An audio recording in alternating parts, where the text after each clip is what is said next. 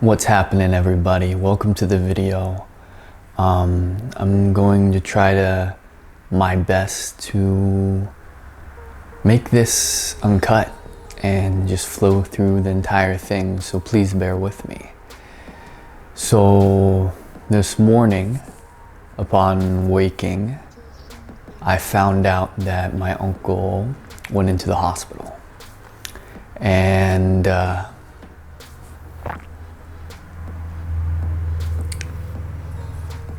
he was found by his family. He wasn't breathing, they couldn't feel a pulse, so they called the ambulance. They gave him CPR, the ambulance got him, they took him in, and they tried to operate on him, as far as I know. And he was then taken to another hospital. I was actually about to leave with a neurologist who's a specialist to give it one last chance to see if they could save his life, but unfortunately they weren't able to. And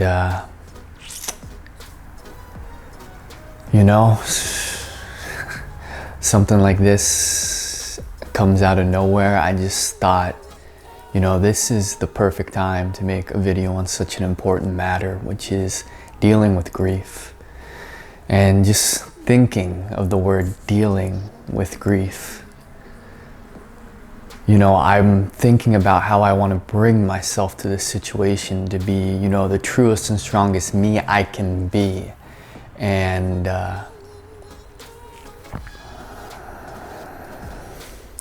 I've been thinking all morning to myself, I want to show up as that person. And I've been through this many times before, and I kind of realized I was a lot more equipped this time around.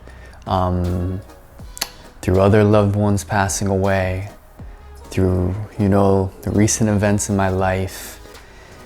And now is just, I was able to look at myself and just go, wow. Life is crazy, how we learn, how we grow, how it can change just like that. And I thought about, how I want to show up for all my loved ones and help, take some of their grief away, put a smile on their face, just do something. What can I do in this situation? Normally what I've done in the past is, I've thrown everything away, just dropped and gone. Even when I was living in Colorado when my grandma passed, I did that. Even detriment to myself, and it had a lot of repercussions to myself. So from learning from that, I thought, how can I best deal with this? Deal with this grief. And it hit me. Deal. When I think of deal, I think of making a bargain, but that's not what I'm trying to do, trying to be, or trying to live like. I'm not trying to make a deal and just, kind of get rid of this grief, or just take a little of this grief so I can feel good now. And I feel like now, looking at it, a lot of us are taught to do it that way. It's called dealing with grief. And the ways we make those deals are maybe drugs, alcohol, video games, movies, fantasies. We make a deal with them, take me away so I don't have to deal with this load now. But as the SpiritOfSteel's main message is about, we are gifted obstacles to grow. We forge through them, and we forge stronger through them. And I am so thankful and grateful to have had my uncle in my life. And about now, I'm starting to wake up to just exactly that why and how I want to show up to today. And I want to remember him for who he was to me. Someone who represented strength, intelligence, wit, while still being funny. We would have amazing conversations every time we talked for hours, and really we didn't ever need to stop. He was really someone who represented the pillars of faith, family, honesty, humility, and was just all around such a bright light. And I want to celebrate him that way. I want that to live on through me, his heart to live on through me. And that's how I want to deal with my grief. But I don't just want to deal with it. I think we need to get dealing off the table. I think we need to use some new words to describe it. And just like all the emotions in our life, in a lot of tough times, we need to breathe, reflect, accept it fully, but then let it go. I know it's so hard to let things go, you know, the whole day waking up with this stress, you know, I let go of the important things like my own breath, you know, my calmness, my groundedness, my balance. And I was holding on to these feelings of, you know, how am I gonna do this? How am I gonna do that? How am I gonna show up? You know, how could this happen? You know, how? And you know what?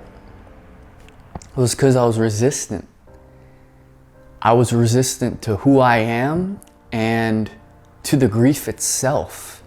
And luckily though, in that moment, I was able to stop, remember my training, remember who I am, and breathe. Breathe and accept it. And as I accepted it, it's fucking painful. It hurts. And sucks. And just reminds you about how fragile this life is.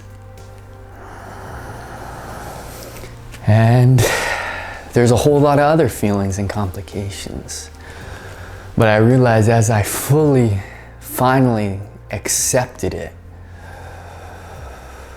and just breathed with it, then I was able to let it go. Then I was able to remember that strong, intelligent, funny, honorable man that was devoted to his family, to charitable acts, to giving so much to others. This man lived a life devoted to his family and helping others. And he truly embodied a bright light and loving spirit. And I'm so happy that for all the teachers in my life, including him, to help me now in this moment to overcome that grief so quickly, and now really to feel even better from it. You know, I feel so blessed from it. I feel blessed just for the amount of time I had with him, you know? Truly an amazing, amazing person. And that's how I'm gonna remember him, and not just remember him, because when we let things go, doesn't mean we have to forget. We're just letting go of having control over it. And in life, it is so important to really distinguish between what we can control and what we can't. And to really let go and detach from what we can't, and focus and take extreme ownership of what we can. And what I can control is how he is continued to be remembered, how the lessons from his life will affect my own, how I will live his spirit of happiness, health, strength, intelligence, and giving back, and love, and trust, and loyalty to everybody in my life. So that way, he's not dying today, he's living on. He's living on in his sons, his daughters, his grandchildren, his wife, his brothers, his sisters, and his nephews, and his nieces. And they all carry that bit of him with him. And if any of you guys are going through something hard too, I'm not judging. It's fucking hard, man. But We can get through it. All things will pass. And when they do pass, sadness doesn't have to remain. We can feel those emotions fully in the moment. Honor how we feel, how we want to respond in the moment, because we all grieve in those different ways. But let's not make any deals. Let's sit with ourselves, with our grief, breathe, and learn how to handle it ourselves. So that way, we can help our family, our friends, our loved ones, and truly represent who we want to be.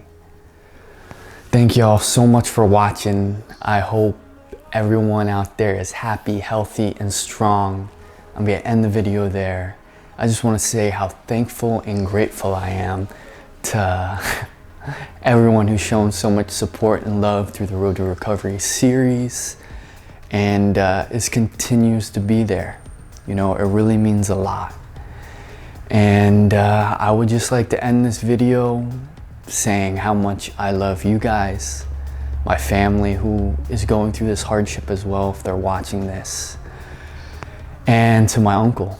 If, you know, who knows afterwards that, you know, in my belief system, he is already a part of us and he is here with us.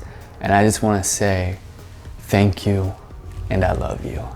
That's it for this video. Coltrane.